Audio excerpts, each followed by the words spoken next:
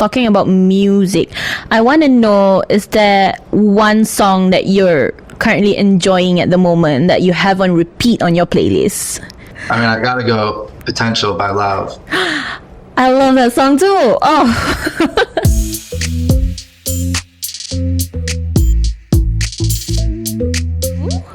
So hello. First of all, I want you to introduce yourself to all our viewers. Okay, what's up, everyone? It's Shock. I'm Alexander, 23. I'm very happy to be here. How's everyone doing? Hope you're doing good. So we want to know, how have you been, and if there's any, update or changes in your life happening right now? I've been pretty good. I can't really complain. Been working on a lot of music, which has been really fun.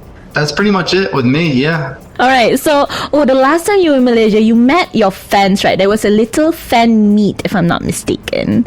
So how was that? Like, any memorable moments or interactions from that experience that, you still remember?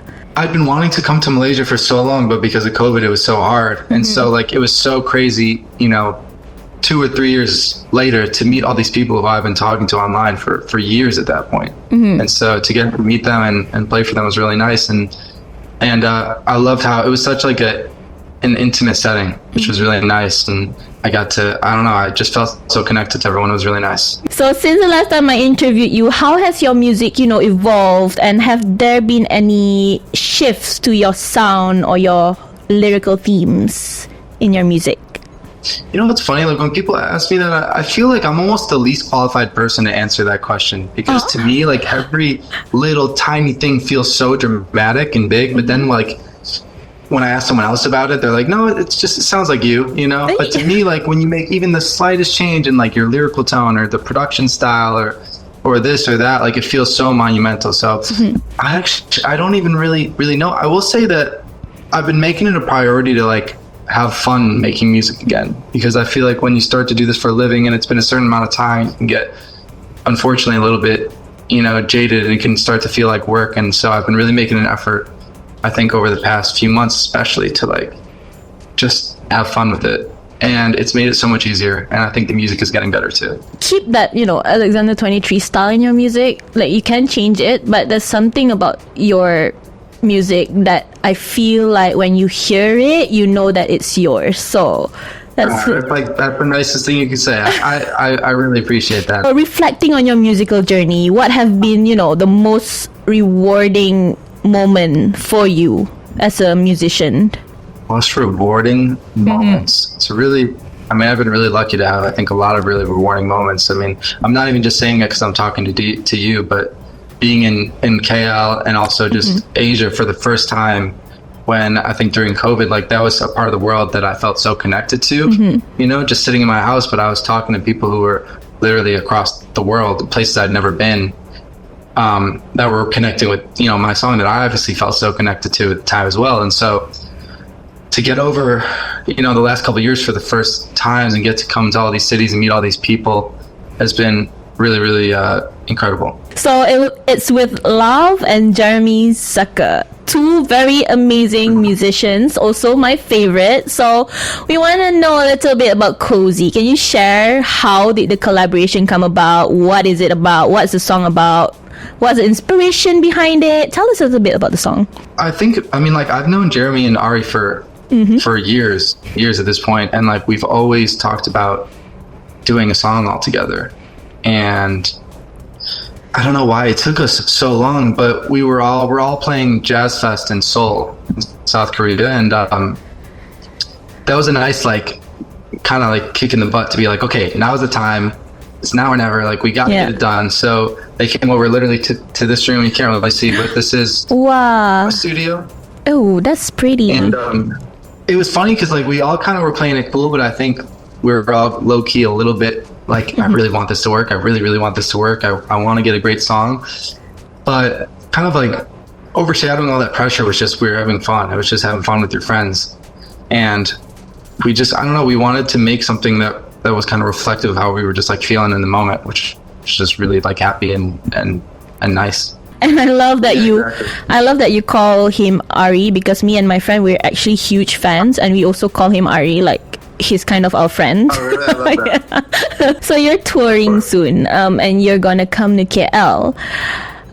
We know that touring involves long hours on the road. So how do you stay inspired and stay creative during the downtime between the shows? What's funny? It changes based on where I'm touring. I've toured in the U.S. so many times now. I've been around the States so many times now that I feel like I'm a bit more protective of my space and time and energy. And when I get out to Asia, I just want to never sleep and just see everything and eat all the food and meet all the people. So I kind of more consider it like a sprint, and I'll rest when I get back home. But I just want to, especially when I'm out there, I love it so much out there, and I just want to take advantage of every second. So that might come at the price of me getting a little sick along the way or this or that, but I don't really care. I'm just happy to do it. I feel grateful I get to do it, so bring it on. After your tour, is there any other plans, like a new single or an album?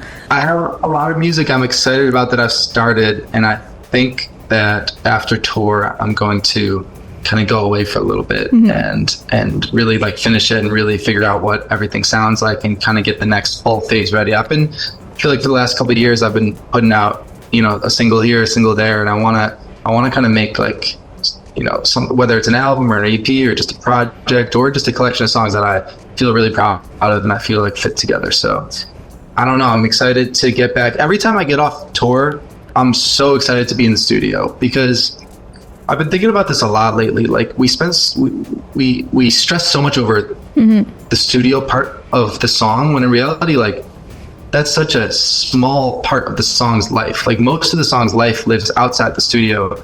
And so when I get to be reminded of that on stage and hear people singing it back, it's so motivating to get in the studio and just have fun and make new songs that I really care about. Lovely. So talking about music, I want to know, is there one song that you're currently enjoying at the moment that you have on repeat on your playlist? I mean, I gotta go Potential by Love. I love that song too. Oh. It's a great song. Okay, if your music is a soundtrack of a movie, what genre would it be and what kind of storyline do you imagine it would follow? I feel like it would be kind of a dark rom-com. Oof, interesting. Kind of, when there's romantic comedies that kind of tackle more serious issues and relationships, but they're still funny, but there's a bit of a darkness to them. Yeah. I think my music is definitely a little heavy at times, but shining light of comedy that I try and infuse into it to make it feel a little bit lighter. So I would go kind of like a dark romantic comedy. So we can move on to the little game part. So it's called Shock or Tak Shock. So we can start with the first one. I think that singing loudly in public restrooms should be encouraged, not frowned upon. Tak Shock.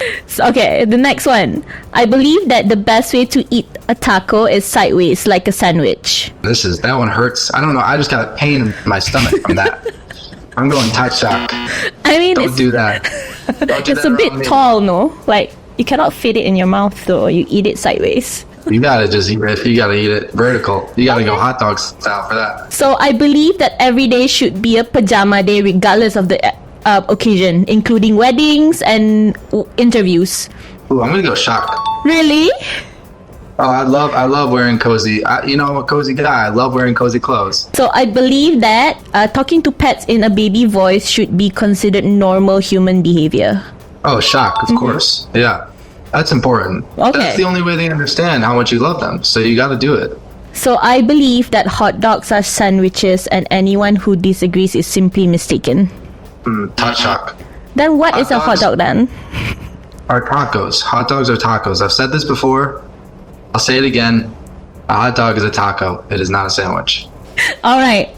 I think that eating dessert before the main course should be a societal norm. I'm right in between on this one because I don't know if it should be a norm, but I do think it should be allowed. It should be okay. Mm-hmm. I don't know if it's how you should always do. I've never understood the breakfast, lunch, and dinner thing that we kind of have fallen into. I think you should eat whatever you want, whenever you want. You know what? I feel like you're right. Why do I have to follow a time to eat? Well, why do you tell me when I want pancakes? Sometimes I want pancakes after dinner for dessert, you know? Or like sometimes I want cereal for dinner, or sometimes I want steak for breakfast. I believe that the best way to eat spaghetti is with a spoon, not a fork. Oh, shock. Why not? You get more, no? I don't know. You get the sauce with How would it. you even do it? How would you even do it with a spoon, though? Spaghetti? Yeah. You couldn't even get it on. It would fall off the spoon. I mean, I mean, I think really the best way to do it is if you have a fork in one hand and And a spoon in the other, another. and you twirl it up into the spoon, and then you scoop the and then sauce use the with it. spoon. Yeah, exactly. Yeah. Okay, so I think pineapple belongs on every type of pizza, no exceptions. Got shocked. But shocked? Why not? People actually love pineapple on pizza, not me. I don't. I know. I think they just kind of got fooled into it because it's aesthetically pleasing and it in theory sounds like it would be cool and good, but not everything needs to go on everything. Like we don't do peaches on pizza. You know, why did pineapple get the look? Just because it's a little bit more acidic and it cuts through a little more? I understand it, but it's just unnecessary at the end of the day. Like I want my savory and then I want my sweet when it comes to like pizza and so I'm going to keep my pizza just with pepperoni and jalapenos. And then afterwards, maybe Yum. I'll do some kind of a lava cake to get the sweet. You know? Yum. But I don't need the pineapple on the pizza. It's doing too much. All right, so basically that's the end of our interview. So if there's anything else that you want to say to your Malaysian fans, this is your chance. Well, first of all, thank you for another great interview. I just want to say to all my Malaysian fans, thank you for sticking with me throughout the last few years. It's been so cool to get to know you over the internet and to meet you in person. And I'm so excited to come back and play for you again. I really, really can't wait. And I'm mostly excited to eat your food because the Malay food that I had last time was really incredible. So I'll see you soon. I love you and thank you.